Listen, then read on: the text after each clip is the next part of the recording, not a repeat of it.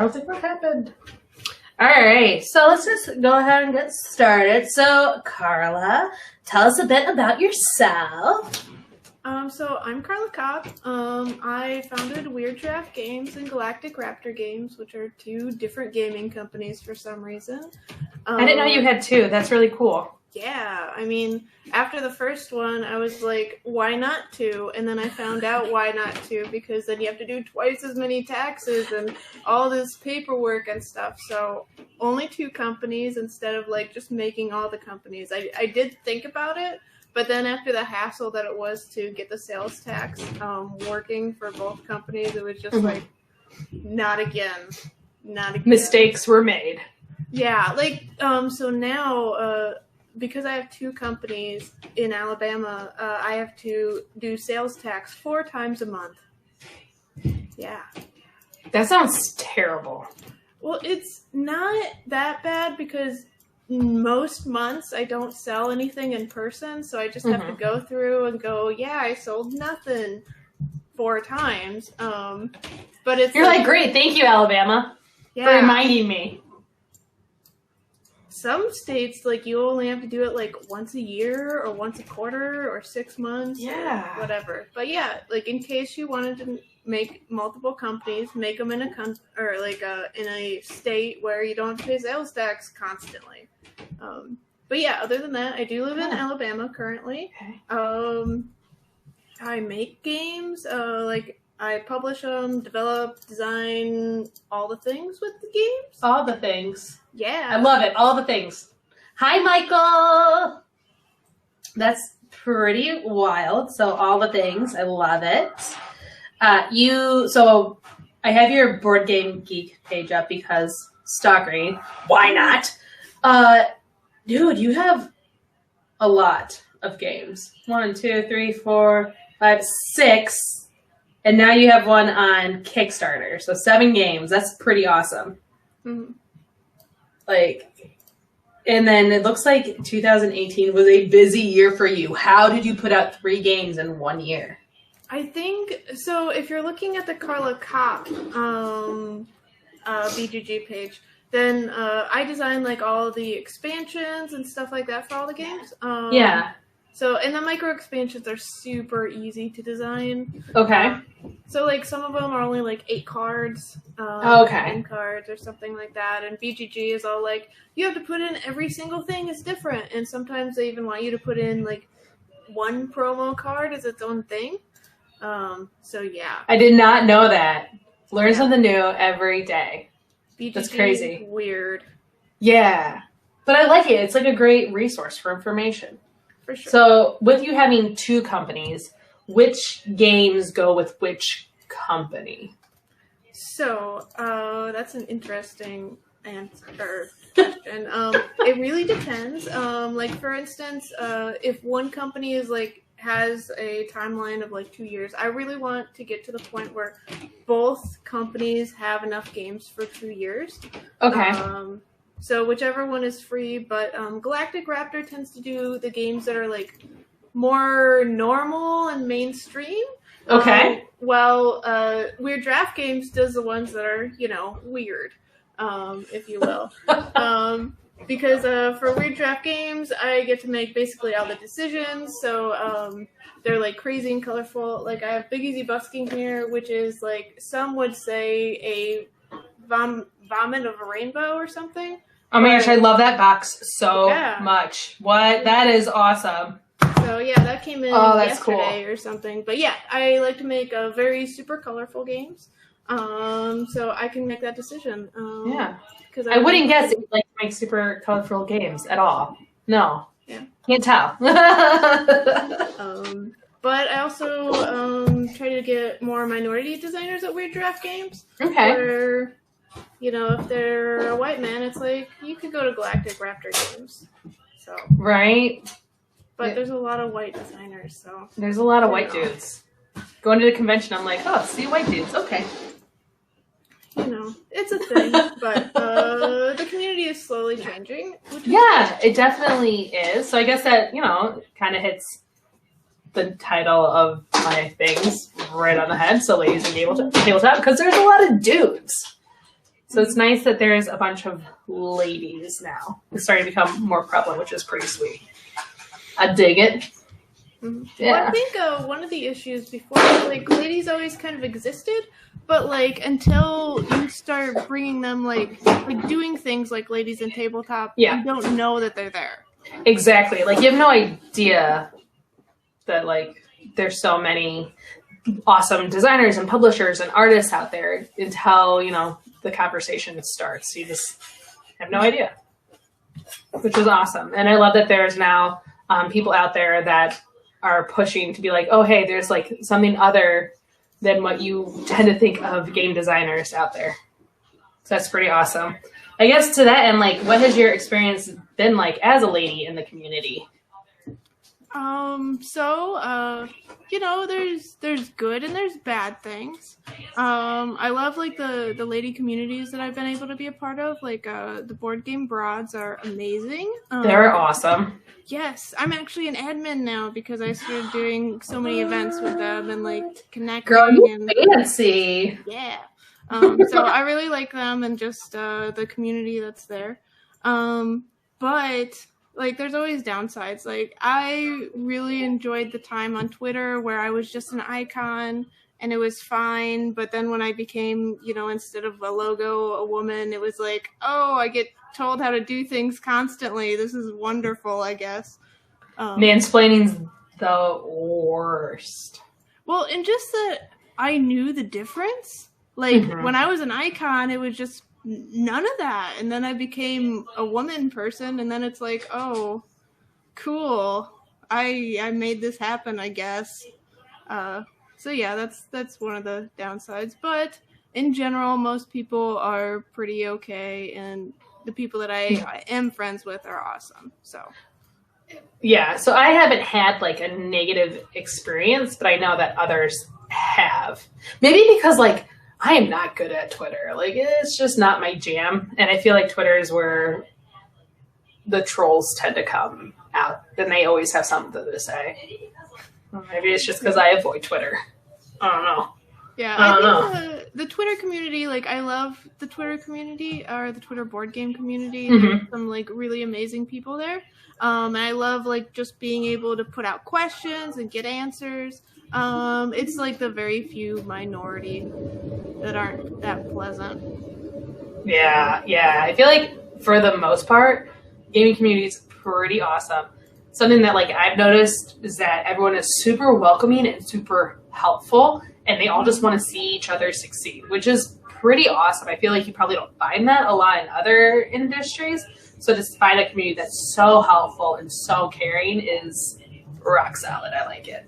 Yeah, I definitely agree. Like, I've had like other publishers like send me designs, like other designers like help me get games published. Like it's a really weird system, but like it works. Like we're all friends. Like, well, like, and I really consider people friends. Yeah. Like I've stayed at so many people's houses and like just done like the sleepover thing, and it's like I feel completely comfortable with this. Like, even though it's supposed to be a business relationship, but like it's more of like a friends that just we're playing games, and also there's this money thing on the side, I guess. Right, which is pretty awesome. And what, like, I don't know, I guess, because, like, I'm still fairly new. So for me, it's interesting to, like, so, like, we're doing this right now. And who's to say, like, in a couple months, I won't see you at a convention, and I can walk up to you and give you a hug, and we can talk like we've known each other forever, which is, like, unique. Like, isn't that cool? Like, I don't know how to explain it. It's just kind of cool. No, it's really awesome. Like, because, like, so I'm, like, a super introvert, but when I go to gaming conventions, I don't get nervous anymore because it's just going to a convention where I know, you know, like 100 or 200 people and we're friends, and I'm so excited to see them. Versus like when I'm going to conventions and I didn't know anyone, like I would throw up every time because I was like, oh, I'm so nervous. There's so many people that I don't know, but like now everyone's a friend. So I'm so sorry. The anxiety has gotten a lot better. So. That's good. That's definitely important, like, getting over that. So, I guess, like, PAX U was, like, the first one that we had gone to where, like, I was more into the community. Like, previously it was kind of just, like, Brian, and I was like, doop, doop, doop, I'm going to play some games. And so, it's a great description. So at PAX, like I had to do more talking to people, and I remember like being a little bit nervous, and then I was like, "Meh, I'm just gonna be myself, and it'll be fine." Like, so first, like I don't know, like hour and a half or so, I was like, and then just got over it. It's just easier, just like, it'll be fine. Meh. Yeah. So, which one was your first game? It looks like Super Hacked Override was your first game? Yes. So how long did you work on that one before you went to publishing? It was about 9 months before the Kickstarter. Okay. It's pretty solid. So what was that like, designing your first game? It was very different. Like, I've learned so much since then. How it all started was I was at a convention and I went to a panel on board game design. And while I was there, like this 8-year-old kid had so many questions. And I was just like, wow, if an 8-year-old kid can do this, then surely I can also do it. So on the ride home from that convention, I was like, okay, like, well, I was in a car full of people, like there was 3 other people there. And I was like, hey, this 8-year-old kid designs games, so we're going to design a game. And we can because, we're adults. That's awesome. Like, we will do this because he is doing it. That's awesome. Yeah. So I have no idea who that 8-year-old kid is, but he is apparently why I'm a publisher and making all these games and stuff. Good luck to him. Like, yeah, I hope he has 4 years older now. He's like 12. Good for you, kid. Wherever you are in the world, keep making games. You're awesome. There you go. Message to him. Yeah. Like that's pretty cool. That's awesome. So your most current game, which is on Kickstarter, is Tumble Town. Yes. And congratulations on funding in 13 hours. Thank you. It was super exciting. That's awesome. And then you have more than doubled your goal, which is awesome. Like, how does that feel? Well, it feels like so awesome because like it's still the first week. Like I usually do campaigns that are like 25 days or 24 days. And this time I was like, whoa, I am worried about this. We're going to do like a full 30-day campaign just in case to give us time to like actually fund. Yeah. And then we funded day 1, even though like I was like, I had all this anxiety about like, oh, we need that extra week. Yeah. Then we didn't need that at all, but we have to have it because you have to decide up front when you're going to end. But yeah, it's been going really awesome. And I'm just like so excited because, I thought, I had heard from a variety of people that Western themes were like a bit harder, like people weren't that interested in them, but it turns out, maybe people are interested in Westerns or like it's a different sort of Western. I think part of it is just that there's no like guns and stuff. So it's just like you're in the Old West and you're building up and people are like into enough like the town building and dice and the other aspects to it. But yeah, like I was told like a month ago that like Westerns just like were not good. And at that point in time I was like, oh no, but I already sent out to all the like previewers and you're like, this is already a thing, friends. Yeah. I wish I would have known. I think it's awesome. Like I think it's pretty legit. I like it. So yeah. I'm happy that it's working out. Yeah. People putting worries in your head. So how long did it take you to design this game? So I didn't design this game, but I have been working on it for over 1.5 years, almost 2 years. Okay. Wow. Yeah.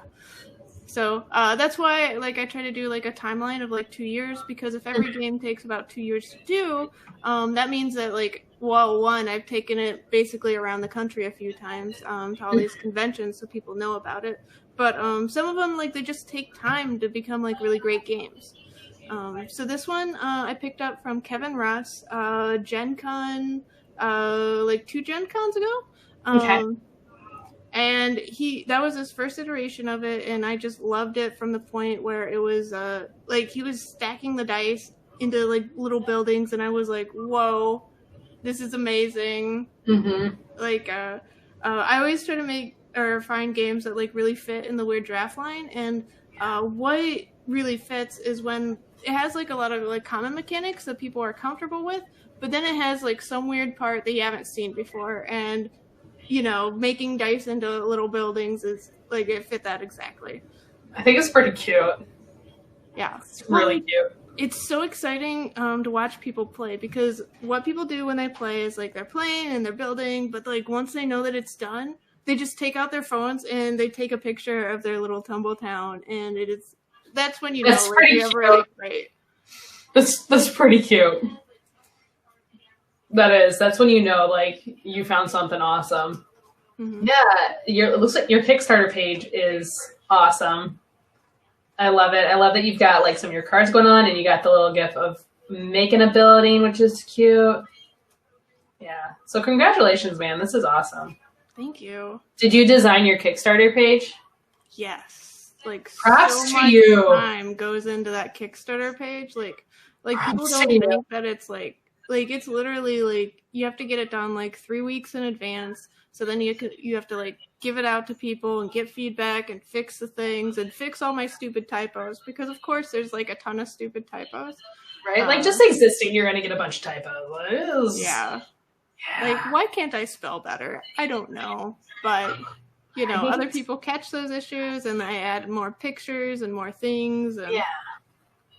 It's hard. So on our last Kickstarter, I was like, Brian, why are you complaining about doing stuff on Kickstarter? You design stuff all the time. It should be fine. And then, like, I found out from, like, a few other people that, like, no, like, designing a Kickstarter page is terrible. And I was like, oh, sorry, Brian. Oh, yeah. And, like, so when I was setting up my Kickstarter page, I made a bunch of reviewer images, and I was uploading them, and, like, it just kept failing, and it was failing for 2 hours, and I was, like, just panicking, because I wanted to, like, get it out and get more feedback and stuff. And it turns out, like, Kickstarter went down, so, like, I've learned the whole process of it, where, like, you can sign up for, like, to be on a mailing list for when Kickstarter goes down, so, like, you don't keep, like, trying to upload the same picture for 2 hours like I was doing. Oh, my gosh. Brian, did you know about this? Get on that list, man. Yeah, that sounds, hard, to say the least. I'm thankful that he does it, because I do not ever want to have to do that. Like, thank you, Brian. I wish I had somebody that just made the Kickstarter page, because that's right. It's so much. Well, and like it does weird stuff. Like every time you upload an image, it adds in like a bunch of spaces, and you can delete some of the spaces, but if you delete the wrong space, it then deletes the image, and it's like, what happened? Like if you don't know what you're doing, you're like, what, image gone for some reason? I'm not sure why. So. Thanks, Kickstarter, for being terribly hard and difficult. Yeah. Oh, yeah, that's hard. So I don't know, tell me like some more, because you've done so much stuff. Like, tell me about your other games. That's awesome. Sure. So the one that was previous to Tumbletown is Big Easy Busking. I have it here because I fulfilled it today. What I was doing is so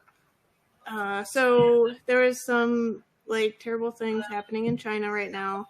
It got delayed. It was supposed to be fulfilled like a month ago, but then, you know, coronavirus and things happening. All the fun things of the world right now. Yeah, and it's like, okay, well, we're doing it now. But anyway, so Big Easy Busking, it is about being a musician in New Orleans, and you're trying to make it big and get the most tips. So in the game, it's an area control game, and there's different crowds, and they each pay out differently. In each round, there gets to be more and more crowds because, you know, you start off on Thursday where there's only a certain number of people out, and then Friday and Saturday hit, and there's more people each night. So in the game, you are going and learning more songs, so you can have more things to, you know, play to the different crowds. They could be more powerful songs, or they could, like, go to the different moods. Because the crowds have a mood and your songs have a mood. And if you happen to match the mood, magic happens, essentially. Where if you don't let's say if you don't match the mood, you have to put all the energy that was on the song onto the crowd. And everyone knows what is going to happen. But if you match the mood of the crowd to the mood of the song, you don't have to choose what you do with your energy until it comes back around, because songs take time to play. Okay, so you decide who you're going to sing the song to on one turn, and on the next turn you get to actually choose, like, are you going to put your heart into that song and use up all the energy? In which case, if the moods match, you then get $1, where each dollar definitely counts. Or you can only put in part of the energy and take back the energy and disperse, allocate it between your different band members. So you can kind of fake people out, make people think that you're really going to try to woo over this crowd, but then only put in a very little amount of energy so you can put your energy into a different crowd. I really like it because it has a sort of bluffing to it. You can change what people do. I'm really good at math and figuring out things, and I lose Big Easy Busking all the time because players just are random and they don't do the ideal thing. And I'm like, but you were supposed to put in all your energy there, and then I could win here, and everything would have been fine. But humans do the darndest things, and we do. That's so, awesome. I really like this game because it's very different depending on who's playing. So if you're playing with different players, it turns into a different sort of game, and it's really hard to anticipate all the things that people do. That's awesome. So that sounds like a very very themed game, which I dig. So when you have a game, when you're starting out, are you thinking more of the theme first, or do you think of the mechanics first and then the theme comes later? So before the past 6 months, have been very different for me design-wise, because they've been very mechanics or even component oriented. Okay. But the first 2 years of my designing, or more than that, however long I've been designing, they were completely theme first. Theme dictated everything. And the past 6 months have been the first times where I've just been these are the mechanics. I have no idea what we're doing or why we're doing it, but these are the mechanics and how they work, and we'll figure out, the story later on. Why did you have kind of that shift?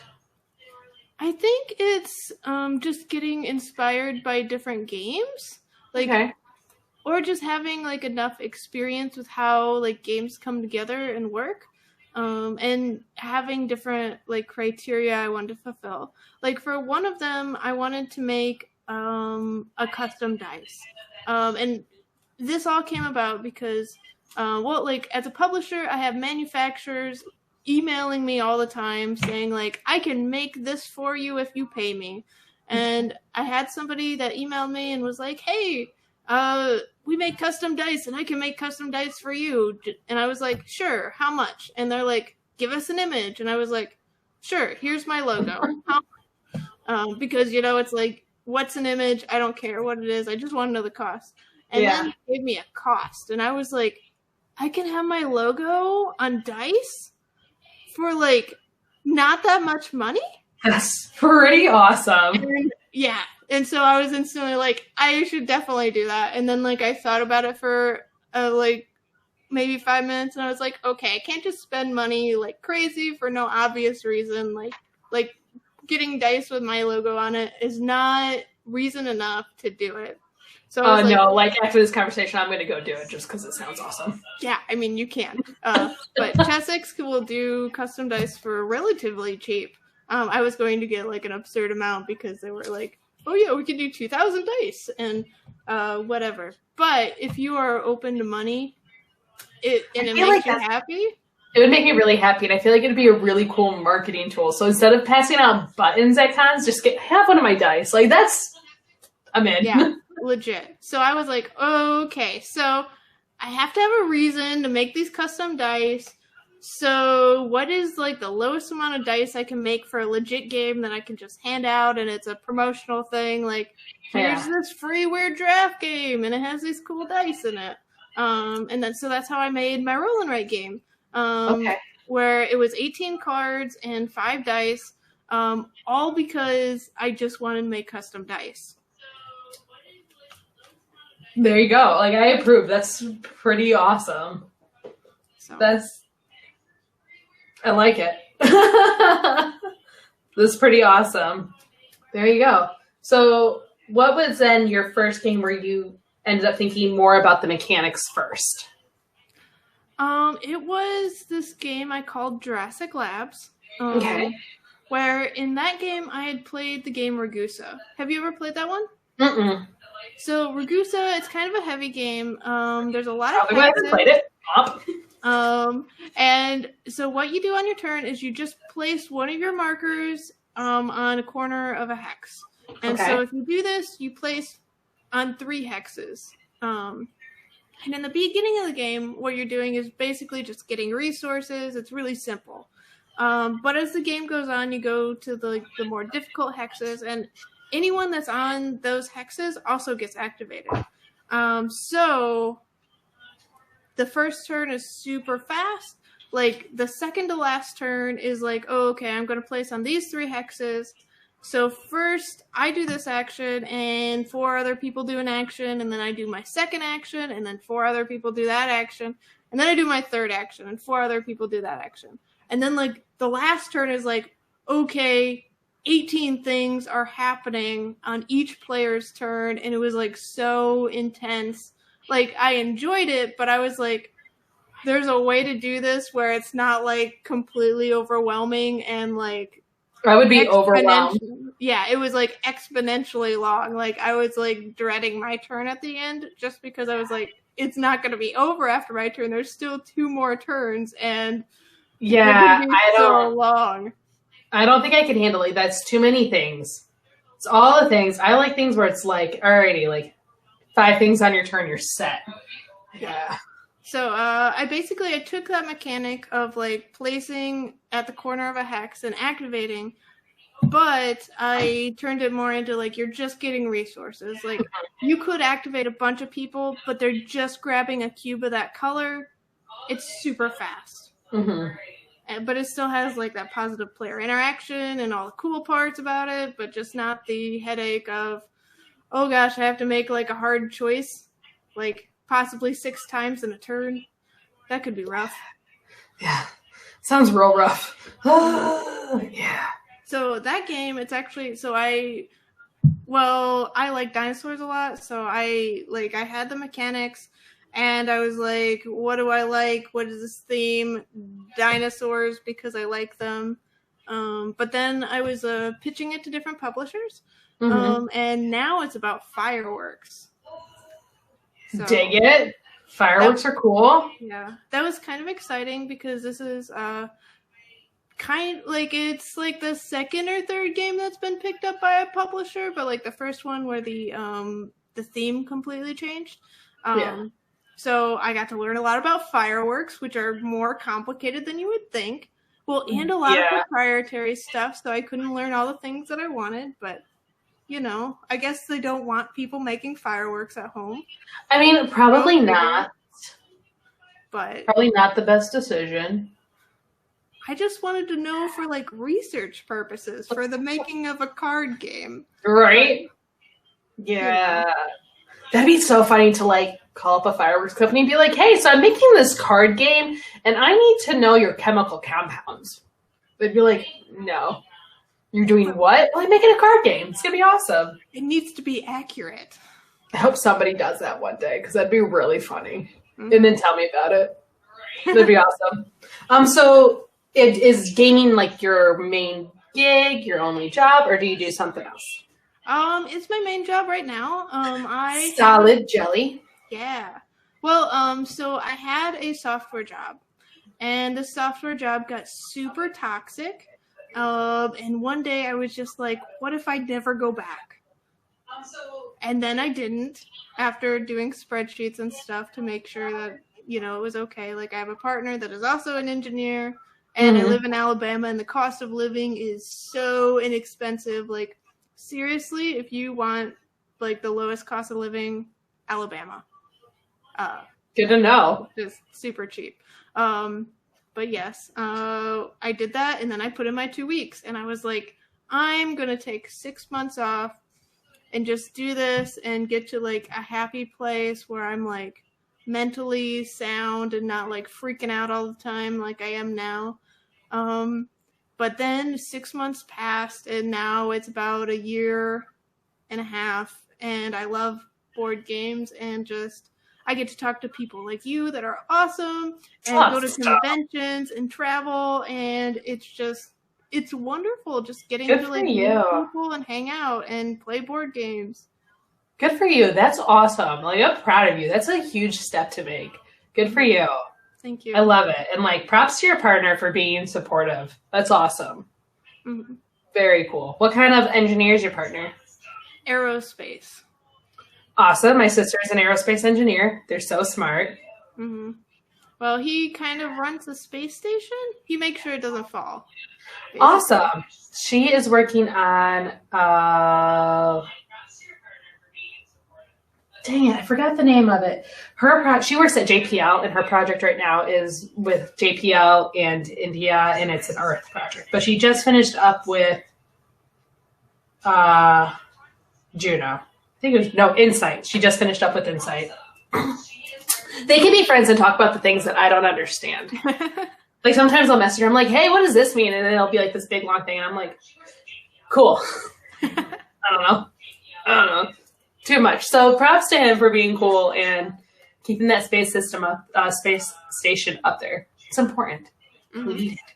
That's cool. So I'm so jelly. Like, you get to have really cool, fun colored hair, and you get to do gaming all the time and go travel the country. That's awesome. That's awesome. I think my favorite part is, so I get to go to a lot of conventions, but part of that is that I take like the super cheap flights, because it's super cheap to fly on like Tuesdays and Wednesdays. Yeah, it is. Way cheap. But I can do that with my flexible schedule, and then I just find like somebody in the area that I know, and I'm like, hey, can I just stay at your house? And most of the time they're like, yeah. And I'm like, okay, I get to hang out with a friend and play games for like a week. And like explore that area. Like, yeah. Solid. I like it. That's a good plan. It's a solid plan. There you go. So do you go to, which conventions do you go to? So like this year, I've been to OrcaCon, which is in Seattle. Rocket City Game Fest is in Huntsville. I lived here, so it's really close. I'm going to Tennessee Game Days this next weekend, and then flying to Gamma for the first time, which is in Reno. I'm also going to Geekway to the West for the first time. Origins. I'll see your Origins. Yeah. Bam. Origins is a big one. Dice Tower East, I might go there. Okay. Gen Con, PAX U. There's a lot of like little ones, like Proto Atlanta is one I'm going to in May. Unpub, the big Unpub in Baltimore. I just went to Proto Cleveland. How was that? We were on a cruise. We missed it. Oh no! But well, it was a gaming cruise. So I had a great time. But So at least you were gaming. I enjoyed it. It was one of the smaller ones, but it's always nice to go to like a smaller like prototyping thing, because then you actually get to meet like a lot of people and spend a lot of time with them. And I knew like 2 or 3 designers from Cleveland, but like it was really nice to like do like the deep dive and really like meet a lot of people in the community. Yeah. The first game we signed is with a designer in Cleveland, so it's like always fun to be like, oh, Steve, like he's awesome. Yeah, that's always fun. One day we'll go to like something over there, because we live in Toledo, so it's like an hour and a half, something like that. Like, yeah, you should go to Proto ATL. I don't think that's far away. The Proto what? ATL. Is Atlanta? Yeah. Yeah, like that. Yeah. 6 hours? Okay. Huh? Is it like 6 hours? No, it's more than that. Oh, okay. So like, I was considering, so I'm going to Savannah in the spring to hang out with my best friend. So I was like looking at driving. So driving to Savannah is like 13 hours. So I'm going to say Atlanta is going to be like 9 hours. Yeah, it's pretty far. A little too far for that. I mean, yeah, we could fly, I guess. Like flying on a Tuesday, hang out for a week. That'd be dope. All right. So to wrap up here, I always ask all the ladies, what advice do you have for other ladies in gaming design and publishing and art and all that jazz? Okay. Just go out and do it. Like, I think a lot of women are taught to like not do things or not stand out, and to basically not be loud. Like I know, like that's how I grew up. It's like, be quiet in the corner and don't make noise and stuff. But like, you should definitely go do that. Like, make the thing and show it to people, and don't think so much about like if people are gonna hate you because your game is bad. Like, just go out there and make a good game and get feedback and like be visible. Because like that's really what we need is more women out there, and like as soon as you can get your confidence up, like you'll be unstoppable. So don't let anyone like tell you not to do it or anything like that. Just go make the thing. It's going to be awesome eventually, and you're going to do great.